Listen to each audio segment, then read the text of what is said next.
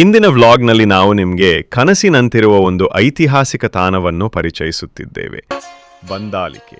ಇದು ಶಿವಮೊಗ್ಗ ಜಿಲ್ಲೆಯ ಶಿಕಾರಿಪುರ ತಾಲೂಕಿನಲ್ಲಿ ನೆಲೆಸಿದ್ದು 1400 ವರ್ಷಗಳಿಗಿಂತಲೂ ಹಳೆಯ ಇತಿಹಾಸವನ್ನು ತನ್ನೊಳಗೊಂಡಿದೆ. ಇಲ್ಲಿ ನಾಗರಖಂಡದ ಹಳೆಯ ರಾಜಧಾನಿಯ ಅವಶೇಷಗಳು, ಆಕರ್ಷಕ ದೇವಾಲಯಗಳು, ಸುಂದರ ವಾಸ್ತುಶಿಲ್ಪ ಹಾಗೂ ಈ ಸೌಂದರ್ಯಗಳು ನಿಮ್ಮ ಮನಸ್ಸನ್ನು ಮೋಡಿ ಮಾಡುತ್ತವೆ.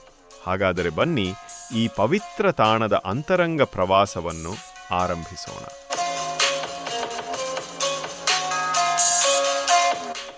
ನಿಮಗೆ ಗೊತ್ತಾ, ಇಲ್ಲಿ ದೊರಕಿದ ಶಾಸನಗಳು ಯಾವ ರಾಜವಂಶಗಳ ಇತಿಹಾಸವನ್ನು ಹೇಳುತ್ತವೆ? ಬಂದಾಳಿಕೆ ಶಾಸನಗಳಲ್ಲಿ ಬಂದಾನಿಕೆ ಎಂದೂ ಉಲ್ಲೇಖವಾಗಿರುವ ಈ ಐತಿಹಾಸಿಕ ತಾಣ ಜೈನ ಧರ್ಮ ಮತ್ತು ಕಾಳಾಮುಖ ಶೈವ ಪರಂಪರೆಯ ಪ್ರಮುಖ ಕೇಂದ್ರವಾಗಿತ್ತು. ಇಲ್ಲಿ ದೊರಕಿದ ಶಾಸನಗಳು ರಾಷ್ಟ್ರಕೂಟರು, ಕಲ್ಯಾಣಿ ಚಾಲುಕ್ಯರು, ಕಲಚೂರಿಗಳು, ಹೊಯ್ಸಳರು, ಶೇತುನಾಡು ರಾಜ್ಯ ಹಾಗೂ ವಿಜಯನಗರ ಸಾಮ್ರಾಜ್ಯ ಆಡಳಿತದ ನಿಜವಾದ ಸಾಕ್ಷಿಗಳು. ನಾಗರಖಂಡ ಎಂಬ ಹೆಸರಿನಿಂದ ಪ್ರಸಿದ್ಧವಾಗಿದ್ದ ಈ ಪ್ರದೇಶ, ಸ್ನೇಹಿತರೆ, ಈಗ ನೋಡಿ, ಪ್ರವೇಶದ ಬಳಿ ನಿಂತಿರುವ ಈ ತ್ರಿಮೂರ್ತಿ ನಾರಾಯಣ ದೇವಾಲಯ ಕ್ರಿಶ 1160ರಲ್ಲಿ ನಿರ್ಮಿಸಿದ ಒಂದು ಅದ್ಭುತ ಕಲೆ. ಕಲ್ಯಾಣಿ ಚಾಲುಕ್ಯ ಶೈಲಿಯ ತ್ರಿಕುಟಾಚಲ, ಅಂದರೆ 3 ಗರ್ಭಗುಡಿಗಳ ದೇವಾಲಯ.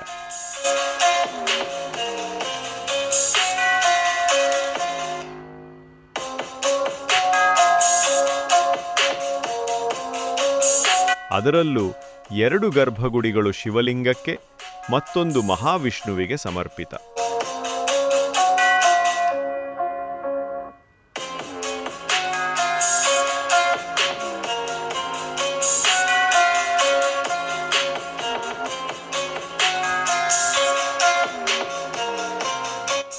ಅಂತರಾಳಗಳು, ದ್ವಾರಮಂಟಪಗಳು, ಸಮಮಿತಿಯ ವಿನ್ಯಾಸಗಳು ಇವೆಲ್ಲವೂ ಕಣ್ಣಿಗೆ ನಿಜವಾದ ಉತ್ಸವ.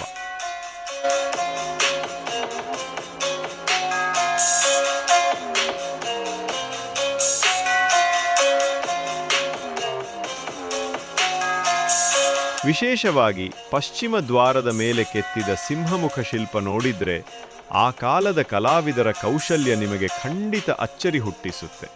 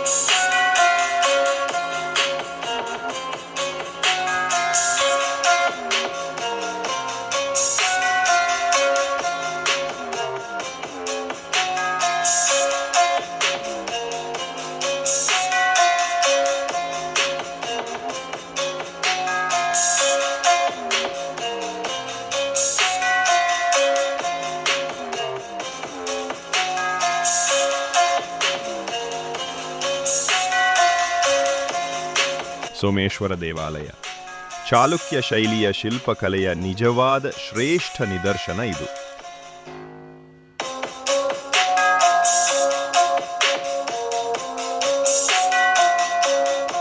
ದೇವಾಲಯದ ದ್ವಾರಗಳಲ್ಲಿ ನಿಂತಿರುವ ಗಂಭೀರ ದ್ವಾರಪಾಲಕರ ಮೂರ್ತಿಗಳು, ನೃತ್ಯಮಗ್ನ ಅಪ್ಸರಾಸುಗಳು, ಗಜಲಕ್ಷ್ಮಿಯ ಅದ್ಭುತ ಶಿಲ್ಪ ಕಣ್ಣು ತಣಿಸುವಂಥವು. ಇನ್ನೂ ವಿಶೇಷವಾದದ್ದು ಏನೆಂದರೆ ರಾಮಾಯಣ ಮತ್ತು ಮಹಾಭಾರತದ ದೃಶ್ಯಗಳನ್ನು ಹೊಂದಿರುವ ಆ ಜಾಲರಿ ಕಿಟಕಿಗಳು. ಅವನ್ನು ನೋಡಿದ್ರೆ ಆ ಕಾಲದ ಶಿಲ್ಪಶೈಲಿಯ ವೈಭವ ನಿಮ್ಮ ಮನಸ್ಸನ್ನು ಮೋಡಿ ಮಾಡುತ್ತೆ.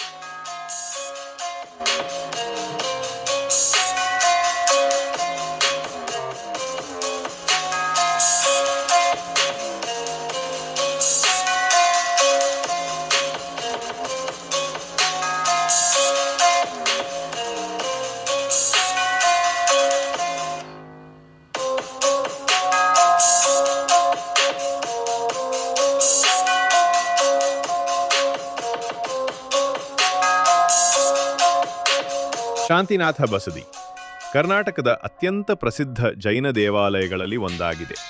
ಕ್ರಿಸ್ತ ಶಕ 918ರಲ್ಲಿ ಜಕ್ಕಿಯಬ್ಬೆ ನಿರ್ಮಿಸಿದ ಈ ಅದ್ಭುತ ಬಸದಿ ನಂತರ ಕ್ರಿಸ್ತ ಶಕ 1200ರಿಂದ 1203ರ ಅವಧಿಯಲ್ಲಿ ಪ್ರಸಿದ್ಧ ವ್ಯಾಪಾರಿ ಬೊಪ್ಪ ಸೇಟ್ಟಿಯವರು ಪುನರ್ನಿರ್ಮಾಣ ಮಾಡಿದರು. ರಾಷ್ಟ್ರಕೂಟರು, ಚಾಲುಕ್ಯರು, ಹೊಯ್ಸಳರು, ವಿಜಯನಗರ ಸಾಮ್ರಾಜ್ಯದವರಿಗೆ ಹಾಗೂ ಅನೇಕ ವಂಶಗಳ ಆಡಳಿತ ಕಂಡ ಈ ಪವಿತ್ರ ತಾಣವು ಒಂದು ಕಾಲದಲ್ಲಿ ಪ್ರಮುಖ ಜೈನ ತೀರ್ಥ ಕೇಂದ್ರವಾಗಿತ್ತು. ಬಂದಾಲಿಕೆ ದೇವಾಲಯ ಸಮೂಹದಲ್ಲಿ ಇನ್ನೂ ಅನೇಕ ಅಮೂಲ್ಯ ರತ್ನಗಳಿವೆ. ವೀರಭದ್ರ ದೇವಾಲಯ, ಸಹಸ್ರಲಿಂಗ ದೇವಾಲಯ, ಜೈನ ಧರ್ಮದ ಶಾಂತಿನಾಥ ಬಸದಿ, ಒಟ್ಟು 5 ಪ್ರಮುಖ ದೇವಾಲಯಗಳು ಇಲ್ಲಿವೆ. ಸ್ನೇಹಿತರೆ, ಬಂದಾಲಿಕೆ ಭೇಟಿ ಮಾಡಲು ಅತ್ಯುತ್ತಮ ಕಾಲ ಯಾವುದು ಗೊತ್ತಾ? ಎಲ್ಲ ಋತುಗಳಲ್ಲೂ ಎಲ್ಲ ತಿಂಗಳಲ್ಲೂ ನೀವು ಇಲ್ಲಿ ಬಂದು ಈ ಸೌಂದರ್ಯವನ್ನು ಅನುಭವಿಸಬಹುದು. ಹಾಗಾದರೆ ಸ್ನೇಹಿತರೆ, ಈ ಪವಿತ್ರ ತಾಣಕ್ಕೆ ಭೇಟಿ ಕೊಡೋದು ಯಾವಾಗ ಪ್ಲಾನ್ ಮಾಡ್ತೀರಾ? ಕಾಮೆಂಟ್ನಲ್ಲಿ ತಿಳಿಸಿ. ವಿಡಿಯೋ ಇಷ್ಟವಾದರೆ ಲೈಕ್ ಮಾಡಿ, ಚಾನಲ್ಗೆ ಸಬ್ಸ್ಕ್ರೈಬ್ ಮಾಡೋದನ್ನು ಮರಿಬೇಡಿ. ಮುಂದಿನ ವ್ಲಾಗ್ನಲ್ಲಿ ಮತ್ತೊಂದು ಮನಮೋಹಕ ಕತೆ ಜೊತೆ ಭೇಟಿಯಾಗೋಣ. ಧನ್ಯವಾದಗಳು ಸ್ನೇಹಿತರೆ.